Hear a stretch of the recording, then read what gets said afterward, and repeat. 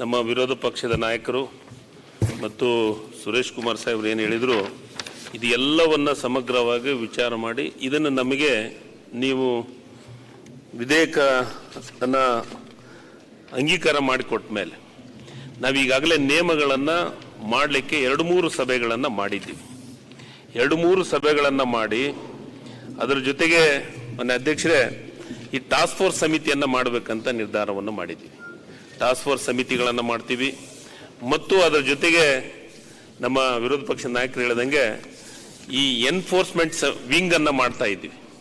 Enforcement wing, ಆ ವಿಂಗನ್ನು ಮಾಡಿ ಅದರ ಜೊತೆಗೆ ನಮ್ಮ ಕನ್ನಡ ಸಂಸ್ಕೃತಿ ಇಲಾಖೆಯ ಅಧಿಕಾರಿಗಳ ಜೊತೆಗೆ ಪೊಲೀಸ್ ಅಧಿಕಾರಿಗಳನ್ನು ಇದಕ್ಕೆ ಸೇರಿಸುವಂಥ ಕೆಲಸ ಮತ್ತು ಅದರ ಜೊತೆಗೆ ಪ್ರತಿ ಒಂದು ಜಿಲ್ಲೆಯೊಳಗೂ ಒಂದು ಈ ವಿಂಗ್ ಮಾಡೋದ್ರ ಮುಖಾಂತರ ಒಬ್ಬ ಪೊಲೀಸ್ ಅಧಿಕಾರಿಗಳನ್ನು ಅದನ್ನ ಹಾಕ್ತೀವಿ ಮತ್ತು ನಮ್ಮ ಇಲಾಖೆಯಿಂದ ಗಾಡಿಗಳನ್ನು ತಗೊಂಡು ಅದನ್ನು ಎಲ್ಲೆಲ್ಲಿ ಕಾಲೇಜ್ ಇರ್ಬೋದು, ಶಾಲೆ ಇರ್ಬೋದು, ಅಂಗಡಿಗಳಿರ್ಬೋದು, ಶಿಕ್ಷಣ ಸಂಸ್ಥೆಗಳದ್ದು ಅಲ್ಲಿನೂ ಕನ್ನಡವನ್ನು ಯಾವ ರೀತಿ ಅದನ್ನೇನು ಈಗೇನು ಹೇಳಿದ್ರಲ್ಲ, ಮೊನ್ನೆ ಹೇಳಿದ್ರು ನಾವು ಒಂದು ಅರ್ಜಿ ಇದನ್ನು ಕೊಟ್ಟು ನೋಟಿಸ್ ಕೊಟ್ಟುಗಳನ್ನೇ ಒಂದು ಅವ್ರ ತಕ್ಷಣ ಕೋರ್ಟಿಗೆ ಹೋಗೋದು ಮತ್ತೊಂದು ಅದು ಯಾವುದಕ್ಕೂ ಆಗಲಾರ ರೀತಿಯೊಳಗೆ ಕೆಲವೊಂದಷ್ಟು ನಿಯಮಗಳನ್ನು ಮಾಡ್ತಾ ಇದ್ದೀವಿ ಮಾನ್ಯ ಅಧ್ಯಕ್ಷ. ಅದರ ಜೊತೆಗೆ ಬೆಂಗಳೂರು ನನಗೆ ಸುರೇಶ್ ಕುಮಾರ್ ಸಾಹೇಬ್ರು ಹೇಳಿದ್ರು, ನಮಗೆ ಕರ್ನಾಟಕದೊಳಗ ಬೇರೆ ಜಿಲ್ಲೆಯೊಳಗ ನಮ್ಮ ಭಾಗದೊಳಗ ಕನ್ನಡನೇ ಮಾತಾಡ್ತೀವಿ ನಾವೆಲ್ಲರೂ, ಅಲ್ಲಿ ನಮಗೆ ಸಮಸ್ಯೆ ಇಲ್ಲ. ಬೆಂಗಳೂರದೇ ಮೊದಲ ಸಮಸ್ಯೆ, ಬೆಂಗಳೂರೊಳಗನೆ ಕನ್ನಡವನ್ನ ಹುಡುಕಾಡಂತ ಪರಿಸ್ಥಿತಿ ನಿರ್ಮಾಣ ಆಗ್ತಾ ಇದೆ. ಇದಕ್ಕೆ ನಾವು ಕಟ್ಟುನಿಟ್ಟ ಕ್ರಮ ತಗೊಂಡದೆ ಯಾವ ರೀತಿ ಮಾಡ್ಬೇಕನ್ನೋದನ್ನ ಈಗ ನೇಮದೊಳಗ ನಾವು ಈಗಾಗಲೇ ಕನ್ನಡ ಅನುಷ್ಠಾನದ ಬಗ್ಗೆ ಜಿಲ್ಲಾ ಮಟ್ಟದ ಸಮಿತಿ ರೀತಿಯಲ್ಲಿ ಬೆಂಗಳೂರಿನೊಳಗ BBMP ವ್ಯಾಪ್ತಿಯಲ್ಲಿ ಒಳಪಡುವ 8 ವಲಯಗಳು ಇದಾವೆ. 8 ವಲಯ ಆಯುಕ್ತರು ಇದಕ್ಕೆ ಬರ್ತಾರೆ, ಅವ್ರನ್ನ ಅಧ್ಯಕ್ಷತೆಯನ್ನ ಮಾಡಿ ಅಲ್ಲಿನೂ ಒಂದು ಸಮಿತಿಯನ್ನ ಮಾಡ್ತಾ ಇದ್ದೀವಿ. ಅಂದ್ರೆ ಇದರ ಜೊತೆಗೆ ಕನ್ನಡಕ್ಕೆ ಸಂಬಂಧಿಸಿದ ದೂರ ದಾಖಲ ಮಾಡ್ಲಿಕ್ಕೆ ಕಣ್ಣುಗಾವಲು ಅಂತ ಒಂದು ಅಪ್ಲಿಕೇಶನ್ ಅಂದ್ರೆ ಒಂದು ಆ್ಯಪ್ ಅನ್ನ ರೆಡಿ ಮಾಡ್ತಾ ಇದ್ದೀವಿ. ಅದನ್ನು ತತ್ಕ್ಷಣ ನಮಗೆ ಕಂಪ್ಲೇಂಟ್ ಬರಬೇಕು, ಅವ್ರ ಮೇಲೆ ಆಕ್ಷನ್ ಮಾಡೋ ರೀತಿಯೊಳಗ ನಿಯಮಗಳನ್ನು ರೂಪಿಸುವಂತ ಕೆಲಸವನ್ನ ಮಾಡ್ತೀವಿ. ಮಾನ್ಯ ಅಧ್ಯಕ್ಷರೇ, ಅವ್ರೇನು ಎಲ್ಲರ ಈ ಅದು ಇದ್ರದ್ದು ಆಸೆ ಇದೆ, ಈ ಆಸೆಯನ್ನು ಇಡಲಿಕ್ಕೆ ಯಾವ ರೀತಿ ತಮಿಳುನಾಡಿನೊಳಗ ಕನ್ನಡಕ್ಕೆ ಹೆಚ್ಚು ಅವಕಾಶಗಳನ್ನು ಕೊಡ್ತಾರೆ ಅನ್ನೋದ್ರ ಅದನ್ನ ನಾವು ಈ ರಾಜ್ಯದೊಳಗೂ ಕನ್ನಡದ ಬಗ್ಗೆ ಹೆಚ್ಚು 2 ಸಲಹೆ ಕೊಟ್ಟಿದ್ದಾರೆ. 2 ಸಲಹೆ ಕೊಟ್ಟಿದ್ದಾರಲ್ಲ, ಆ 2 ಸಲಹೆಯನ್ನ ನಾವು ನಿಯಮಗಳೊಳಗ ತಗೊಂಡಿದ್ವಿ, ಅದನ್ನ ಮಾಡುವಂತ ಕೆಲಸ. ನೀವು ಎಲ್ಲ ಹೇಳಿದ್ರಿ, ಆದ್ರೆ ನಾನು ಮೈನ್ ಪ್ರಶ್ನೆ ಎತ್ತಿದ್ದು ಫೈನ್ ಅಂತ. ನಾನು ಯಾರಿಗೆ ಪೊಲೀಸರು ಇದ್ರು ನೋಟಿಸ್ ಕೊಟ್ಬಿಡೋರು ಎಲ್ಲರಿಗೂ, ಯಾರು ಬಗ್ಲಿಲ್ಲ. ಸ್ಪಾಟ್ ಫೈನ್ ಅಂತ ಮಾಡಿದ್ರು. ಸ್ಪಾಟ್ ಫೈನು ಅಲ್ಲೇ ಪೊಲೀಸರು ಹಾಕ್ಬೋದಾದ್ರೆ ನಿಮ್ಮ ಇಲಾಖೆಯವ್ರು ಹಾಕಿ ಸ್ಪಾಟ್ ಫೈನ್, ಹೆಲ್ಮೆಟ್ ಹಾಕಿಲ್ಲ, ರಾಂಗ್ ಇಮಿಡಿಯೇಟ್ ಜನ ಭಯ ಬಿದ್ರು.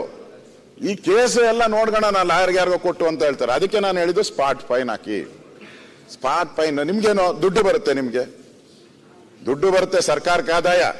ಯಾರು ಈ ತರ ಮೋಸ ಮಾಡ್ತಾರೆ, ಅನ್ಯಾಯ ಮಾಡ್ತಾರೆ, ಅವ್ರಿಗೆ ಎಚ್ಚರಿಕೆನೂ ಹೋಗ್ತೈತೆ. ಅವ್ರು ಒಂದೇ ಬಗ್ಗದು, ಈ ಮಲ್ಟಿನ್ಯಾಷನಲ್ ಕಂಪನಿಗಳು ಬಗ್ಗುವಂಥದ್ದು ದುಡ್ಡು, ತಲೆ ಮೇಲೆ ದುಡ್ಡು ಬಿದ್ರೆ ಮಾತ್ರ. ಕೋರ್ಟ್ ಗಿರ್ಟ್ಗೆ ಅವ್ರ ತಲೆ ಬಗ್ಸೋದೇ ಇಲ್ಲ. ಅದಕ್ಕೆ ನೀವು ಸ್ಪಾಟ್ ಫೈನ್ ನ ನಿಮ್ ರೂಲ್ಸ್ ಅಲ್ಲಿ ಸೇರ್ಸ್ಕೊಂಬೋದು. ನೀವೇನಿದೆ ಇದನ್ನ ಬಿಲ್ ಏನ್ ನಾವು ಹೇಳಿದೆಲ್ಲ ಪಾಸ್ ಮಾಡ್ತೀರಿ, ರೂಲ್ಸ್ ಅಲ್ಲಿ ಸೇರ್ಸ್ಕೊಳ್ಳಿ. ಎರಡನೇದು ನಂದು ಒಂದು ಅಧ್ಯಕ್ಷರೇ, ಪತ್ರಿಕೆಯಲ್ಲಿ ನಾನು ಒಂದು ಓದ್ದೆ ವಿಚಾರ, ಈ 60% ಕನ್ನಡ ಜಾರಿಗೆ ತರುವಂತ ಸಂದರ್ಭದಲ್ಲಿ ಗವರ್ನರ್ ಅವರು ಬಿಲ್ ಅನ್ನ ರಿಜೆಕ್ಟ್ ಮಾಡಿ ವಾಪಸ್ ಕಳಿಸ್ತರು ಅಂತ. ಇದು ನೀವು ಕ್ಲಾರಿಫಿಕೇಶನ್ ಮಾಡಬೇಕು. ಯಾವುದೇ ಅಧಿವೇಶನ ನಡಿಬೇಕಾದ್ರೆ ಬೊಮ್ಮಾಯಿ ಅವರು, ಯಾವುದೇ ಅಧಿವೇಶನ ನೀವು ಘೋಷಣೆ ಮಾಡಿದ್ಮೇಲೆ ಯಾವುದು ರಾಜ್ಯಪಾಲರು ಸೈನ್ ಹಾಕಲ್ಲ. ಅದೊಂದು ಸುದ್ದಿಯಾಗಿ ಏನೋ ಕನ್ನಡ ವಿರೋಧಿ ರಾಜ್ಯಪಾಲರು ಅನ್ನೋ ತರ ಆಯ್ತು. ದಯವಿಟ್ಟು ಅದಕ್ಕೂ ನೀವು ಈ ಸದನದಲ್ಲಿ ಕ್ಲಾರಿಫಿಕೇಶನ್ ಕೊಡ್ಬೇಕು. ಇಲ್ಲ ಅಂದ್ರೆ ಗವರ್ನರ್ ಆಫೀಸ್ಗೂ ಕೂಡ ಒಂದು ಕೆಟ್ಟ ಹೆಸರು ಬರ್ತದೆ. ಅವರೇನು ಆ ತರ ಇಂಟೆನ್ಷನಲ್ ಮಾಡಿಲ್ಲ ಅಂತ ನನ್ಗನ್ಸ್ತೈತೆ. ಇವೆರಡಕ್ಕೂ ನೀವು ಸರ್ ಒಂದು ನಿಮಿಷ ಸರ್, ಒಂದೇ ನಿಮಿಷ ಸನ್ಮಾನ್ಯ ಸಭಾಧ್ಯಕ್ಷ, ಒಂದು ನಿಮಿಷ, ಇಬ್ರು ಒಂದೊಂದು ನಿಮಿಷ ಅನ್ಬಿಡ್ರಪ್ಪ. ಇದೆಲ್ಲ ಸ್ವಾಗತ ಮಾಡೋಣ. ಮೊದಲಿದ್ದಂತ 224 ಮಂದಿ ಕನ್ನಡ ಮಾತಾಡೋಣ ಸರ್. Okay, next sir. ಈಗ ಈ ಬಿಲ್ಲನ್ನು ನಾನು ಸ್ವಾಗತ ಮಾಡ್ತೀನಿ. ಅದರ ಜೊತೆಗೆ ಮಾನ್ಯ ಸಚಿವರು ಹೇಳಿದ್ರು ತಮಿಳ್ನಾಡು ಮಾದರಿ ಅಂತ. ಪೂರ್ಣ ತಮಿಳ್ನಾಡು ಮಾದರಿ ಮಾಡಬೇಡಿ. ಯಾಕಂದ್ರೆ ನಾವು ತಮಿಳ್ನಾಡಿಗೆ ಹೋದ್ರೆ ಅದೇನ್ ಬೋರ್ಡು ಅಂತ ನಮ್ಗೇನು ಅರ್ಥ ಆಗೋದಿಲ್ಲ. ಯಾಕಂದ್ರೆ ನಮ್ಮಲ್ಲಿಗೂ ಪ್ರವಾಸಿಗಳು ಬರಬೇಕು, ಬೇರೆ ಬೇರೆ ಜನ ಬರಬೇಕು. ನೀವು ಹೇಳಿದ್ರೆ ಆಗಬಾರ್ದು. ಅಷ್ಟೊಂದು ಅಂಧಾಭಿಮಾನ ಇರಬಾರ್ದು. ನಮ್ಮ ರಾಜ್ಯಕ್ಕೆ ಬೇರೆಯವರು ಬರೋಂಗಿರ್ಲಿ. ಮನೆ ಅಧ್ಯಕ್ಷರೇ, ಈಗೇನು ವಿರೋಧ ಪಕ್ಷದ ನಾಯಕರು ಹೇಳಿದ್ರು ದಂಡ ಅಂತ ಅಂದ್ರಲ್ಲ, ದಂಡದ ಜೊತೆಗೆ ಅವರ ಲೈಸೆನ್ಸ್ ಅನ್ನ ರದ್ದು ಮಾಡ್ಬೇಕಂತ ನಿಯಮಗಳೊಳಗ ನಾವು ಮಾಡ್ತಾ ಇದ್ವಿ. ನಿಯಮದೊಳಗೆ ಲೈಸೆನ್ಸ್ ರದ್ದು ಮಾಡಕತ್ತಿದ್ರೆ ಅವಾಗ ಅವ್ರಿಗೆ ಬಿಸಿ ಮುಟ್ಟುವಂತ ಕೆಲಸ ಆಗುತ್ತೆ. ಅಲ್ಲ ಸರ್, ಅದು ತತ್ಕ್ಷಣ ಅದಕ್ಕೆ ಬಹಳ ಕಠಿಣವಾದಂತ ಕ್ರಮಗಳನ್ನ ನಿಯಮಗಳನ್ನು ಬಿಲ್ ಮಾಡುವಾಗ ಅದು ಫೈನು ಹಾಕ್ತಿವಿ. ಫೈನು ಇದೆ ಅದನ್ನು ಇದೆ.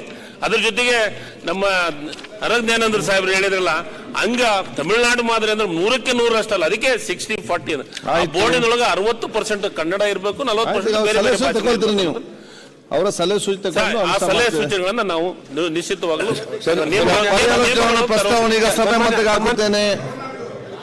ಮತ್ತೆ ಅದ್ರ ಜೊತೆಗೆ ಅವರು ಒಂದು ಮಾತನ್ನು ಹೇಳಿದ್ರು. ಒಂದು ಸೆಕೆಂಡ್ ಸರ್, ಗವರ್ನರ್ ಬಗ್ಗೆ ಮಾತಾಡಿದ್ರು. ನಾವು ಯಾರು ಗವರ್ನರ್ ಬಗ್ಗೆ ಮಾತಾಡಿಲ್ಲ. ನನಗೆ ಬಂದ ತಕ್ಷಣ ನಾನು ಮಾತಾಡಿದ್ದು, ನಾನು ರಿಯಾಕ್ಷನ್ ಮಾಡಿದ್ದು. ಬೇಕಾದ್ರೆ ಮಾಧ್ಯಮದೊಳಗೆ ಪತ್ರಿಕೆಯೊಳಗೆ ನೋಡಿ ನೀವು. ಯಾವುದಾದ್ರೂ ಅಧಿವೇಶನ ಡೇಟ್ ಫಿಕ್ಸ್ ಆದ್ಮೇಲೆ ಅದನ್ನ ಮಾಡಕ್ ಬರಂಗಿಲ್ಲ ಅಂತ ನಮಗೆ ವಾಪಸ್ ಕಳಿಸಿದ್ದಾರೆ. ಇದು ನಮ್ಮ ಅಧಿವೇಶನ ಮುಖಾಂತರ ಮಾಡಿ ಕಳಿಸಿ ಅಂತ ಹೇಳಿದ್ದಾರೆ ಅಂತ ನಾನು ಹೇಳಿದ್ದೀನಿ. ಅದ್ರ ಜೊತೆಗೆ ನಾನು ಕಳಿಸಿದ್ದು 1 ತಿಂಗಳು ಮುಂಚಿತನೇ ಕಳಿಸಿದ್ದೆ.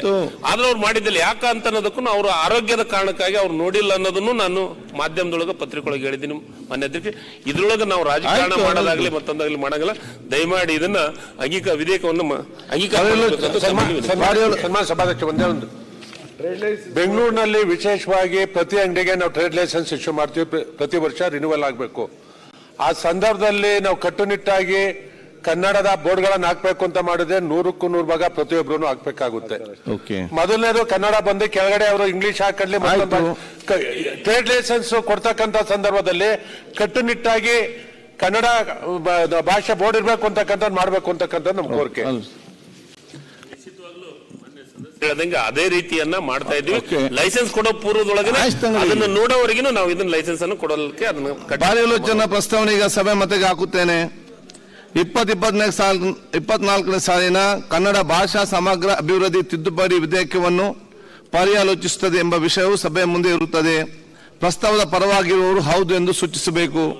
ಪ್ರಸ್ತಾವದ ವಿರೋಧವಾಗಿರುವವರು ಇಲ್ಲ ಎಂದು ಸೂಚಿಸಬೇಕು. ಪ್ರಸ್ತಾವವು ಹೌದು ಪರವಾಗಿದೆ ಎಂದು ಭಾವಿಸುತ್ತೇನೆ. ಪ್ರಸ್ತಾವವು ಹೌದು ಪರವಾಗಿದೆ.